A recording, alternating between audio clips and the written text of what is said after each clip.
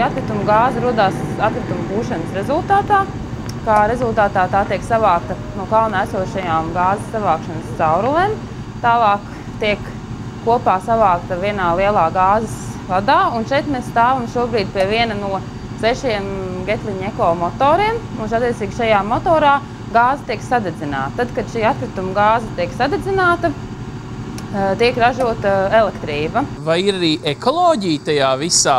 Atkritumi tiek speciāli pūdēti, bet netiek iespēdota atmosfēra, netiek iespēdota gruntsūdeņi. Būtībā viņi tādā vienkārši pannā vai saucamajā biodegradējumā šūnā tiek no visām pusēm norobežot no apkārtējās vides. Un šajā vidē noslēgtajā tiek speciāli veicināti anaerobie procesi, lai varētu labāk un ātrāk šī biogāze rasties. Šāda gāzes savākšanas metode nav jauna Eiropā, un arī Ziemeļa Eiropā, un tiek uzskatīta par vidē vienu no draudzīgākajām tehnoloģijām, kā to darīt. Tagad no ekonomiskā viedokļa jūs šeit ražojat elektrību, un jums paliek pāri arī siltums. Un tas, es saprotu, ir pilnīgi jaunas ieceres, ka nepiegādāt gan to Rīgas siltumam, bet piegādāt tālāk radīt jau apakšsaimniecību. Jā. Kur tas skaistums, kur tā jēga? Tā jēga arī ir tāda, ka koģenerācijas rezultātā radusies elektrība ir viegli pārdodama, jo tā ir elektrība vienkārši par kabeli tur iespējams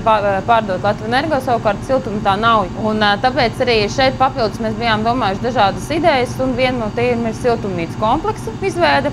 Šobrīd tad arī jau ārpusē netālu no energobloka ir vieta, būvlaukums, kur ir paredzēts būvēt siltumnīcas un siltumnīcās izmantot šo siltumu. Tā kā faktiski kad no tiem sākotnēji ievestajiem atkritumiem būtībā tad viss pārstrādāsies par visiem 100% tiks izmantoti.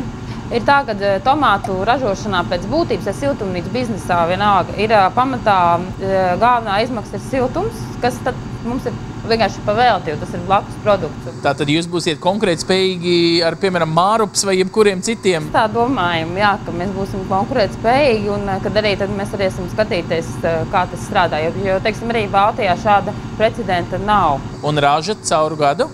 Raža ir paredzēta cauru gadu, 3 ražas gadā.